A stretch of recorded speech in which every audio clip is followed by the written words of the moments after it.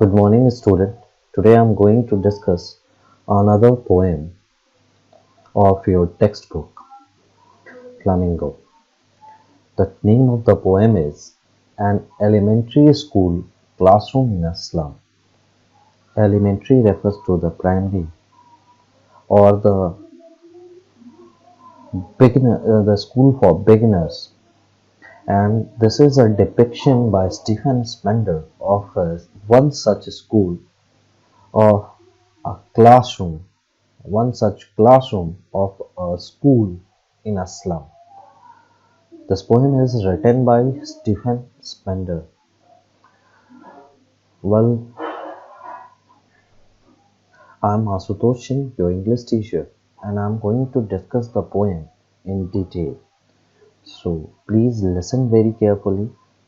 If you have any confusion, you can also go into the comment section and comment over there. Even if you have any problem, you can ask me directly on my WhatsApp number,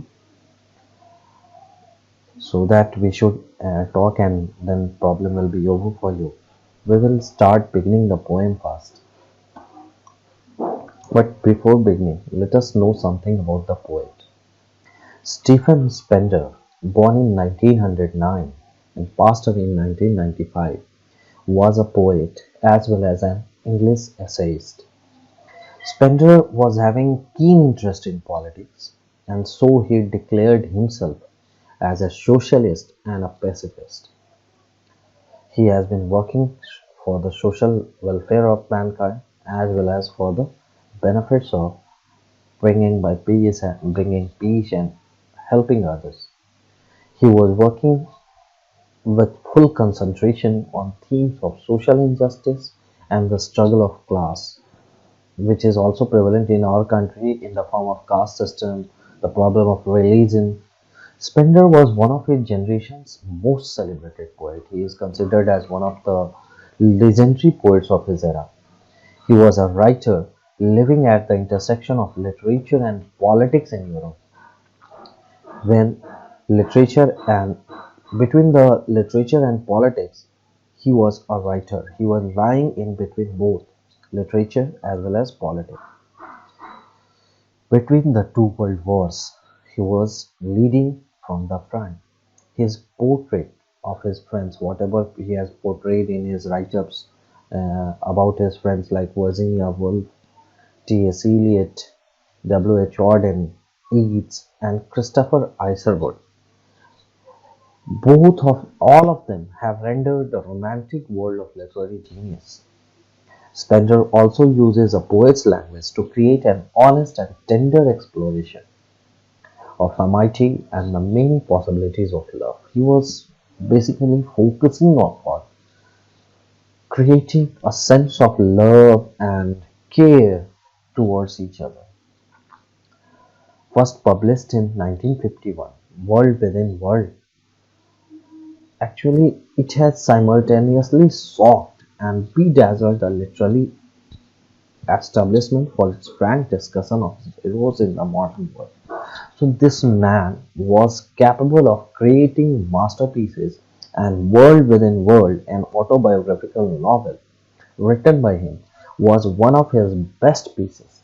The present piece of poetry is also a very important poem by Stephen Spender, in which he has criticized on the conditions of the slum schools or the classrooms of the schools in a slum. We will discuss the poem first, and after that we will talk about the poem. The poem is read as far, far from gusty waves, these children's faces, like rootless weeds, the hair torn round their pallor, the tall girl with her wig down head, the paper-seeming boy, with the rat's eyes, the stunted, unlucky hair of twisted bones, reciting a father's nail disease, his lessons from his desk. At back of the dim glass, one unnoted, sweet and young, his eyes live in a dream of squirrel skin. In tree room other than this, on sour cream walls, donations, Shakespeare's head, cloudless at dawn, Civilized stone writing all cities, Bale, flowery, Tyrolese valley, open-handed map showing awarding the world its worth, and yet for the children. These windows, not this map, their world, where all their future is painted with a fog, and narrow streets sailed in with a lead sky, far, far from rivers, gates, and stars of worlds. Surely Shakespeare is wicked, the map a bad example, with ships and sun and love tempting them to steer, for lives that slyly turn in their cramped holes, from fog to endless night. On their slag heap the children wear skins peeped through by bones and spectacles of steel, with mended glass like bottle bits on stones.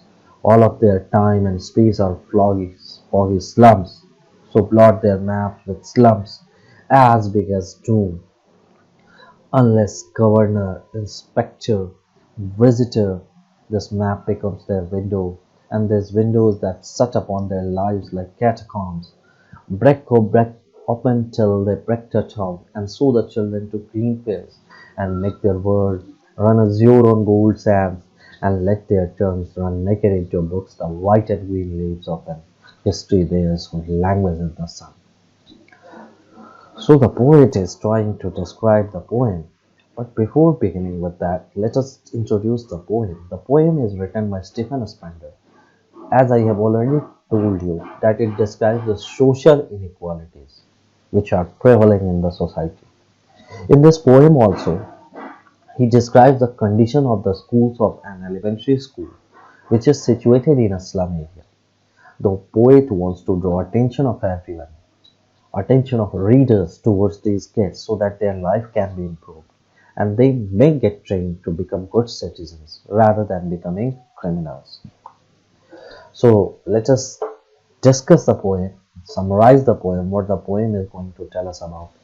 So this poem by Stephen Spender gives a vivid description of a school classroom in a slum and the children in the class. The faces of the children are dull. Their appearance shows that they are unwanted by everyone. The children have gloomy faces, their heads hanging low in sadness due to being poor. They have diseased body inherited from their parents and hence are victims of poverty.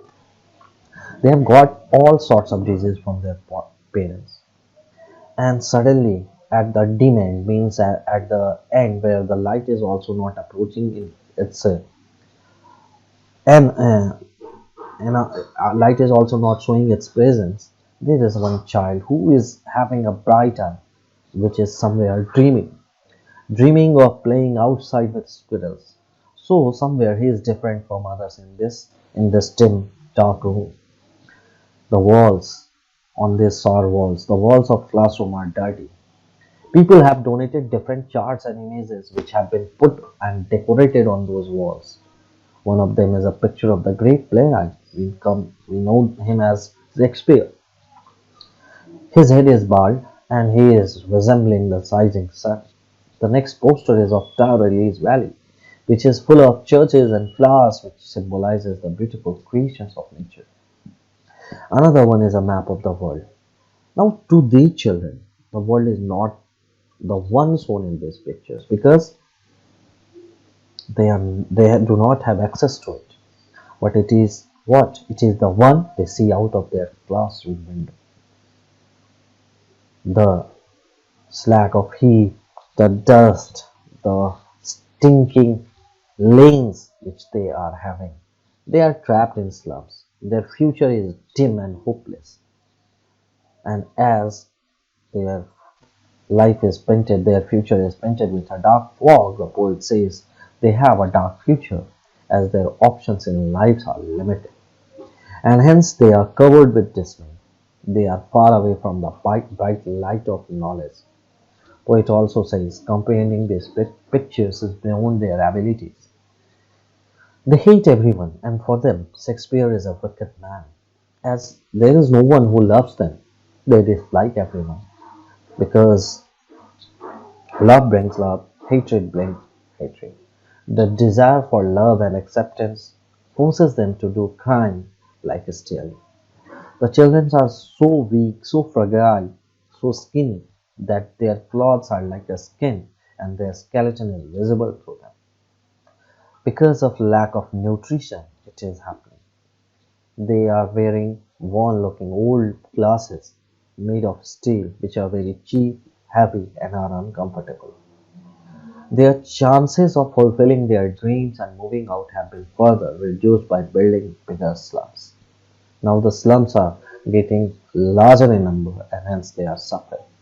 Until they come out of the slums, they will never know that what the world looks like, what the real world is.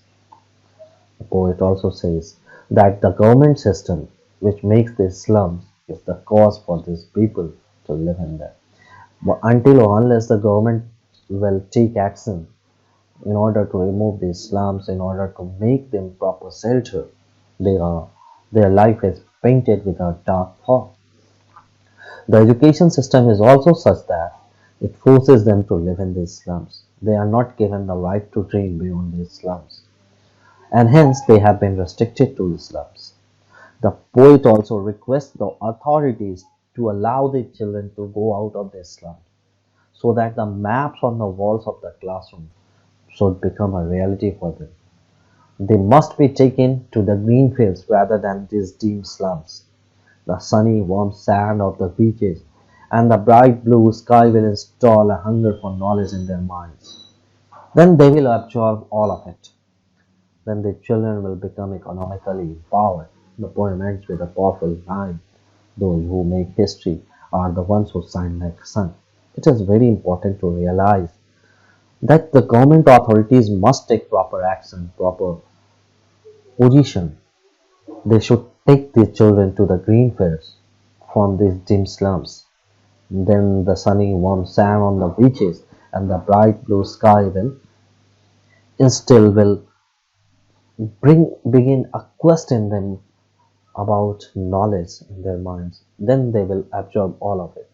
Then the children will become powerful, economically empowered, educationally, culturally, every time, in everywhere. They will be powerful. And hence the poem ends that anyone who does like this, anyone who shines like the sun, he makes only the history. The poem have a beautiful theme of social injustice and class inequalities. He presents the theme by talking of two different and incompatible worlds. You are not going to compare them. The world of the rich and the civilized has nothing to do with it, with the world of narrowness and cramped holes. The gap between these two worlds highlights social disparities and class inequalities. So now let us come to the rhetorics. The poem is written in the free verse, means it does not have any rhyme scheme. Several as instances of simile is used. Children are compared with fruitless weed, like fruitless weed, and you will find others also. Metaphor is there.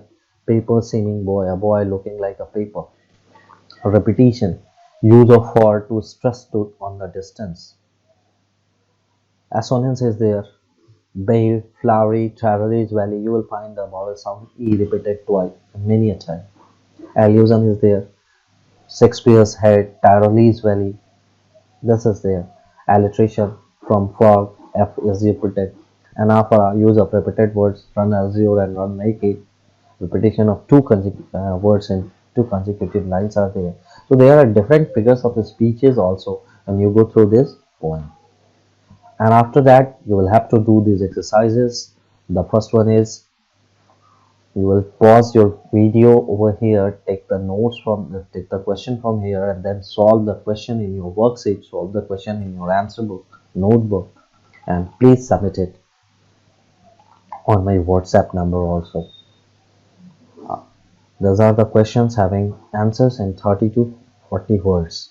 That's all from this chapter. If you have any confusion, you can ask me, you can talk to me on my WhatsApp number. And that's the end of the class. Please subscribe the channel for further notifications.